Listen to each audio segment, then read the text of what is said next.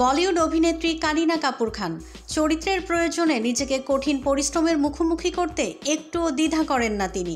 এবার প্রথমবারের মতো পুলিশের গোয়েন্দা চরিত্রে দেখা যাবে তাকে। সিনেমার নাম বাকিংহাম মার্ডার্স। এটি বড় পর্দায় মুক্তি পাবে সেপ্টেম্বরের 13 তারিখ। এ খবর জানিয়েছে পিঙ্ক ভিলা। এই সিনেমার ঘোষণা আসে 2022 সালের শেষের দিকে। এরপর এর কাজ শুরু হয় 2023 সালে। এরই মধ্যে সিনেমার সব ধরনের কাজ শেষ হয়েছে, এখন চলছে মুক্তির প্রস্তুতি।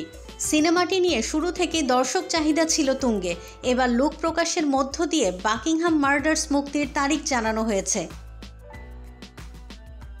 সিনেমার একটি পোস্টার শেয়ার করে কারিনা ক্যাপশনে লিখেছেন, আমরা মুক্তির তারিখ ঘোষণা করতে পেরে খুবই আনন্দিত। অবশেষে বাকিংহাম মার্ডার্স 13 সেপ্টেম্বর প্রেক্ষাগৃহে আসছে। অপেক্ষার অবসান, নতুন অভিজ্ঞতা, নতুন গল্প।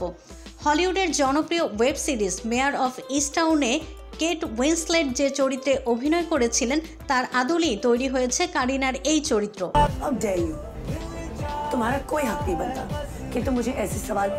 এর আগে সিনেমাটি নিয়ে টাইমস অফ ইন্ডিয়ায় সাক্ষাৎকার দেন এই অভিনেত্রী। তিনি জানান, এমন একটি চরিত্রে অভিনয় করার জন্যই তিনি বেঁচে ছিলেন।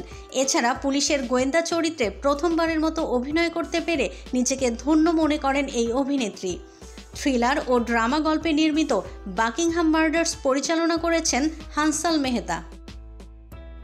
সিনেমায় বলিউডের পাশাপাশি হলিউড অভিনেতাদেরও অভিনয় করতে দেখা গেছে। কারিনার চরিত্রের নাম জাসপ্রীত ভার্মা।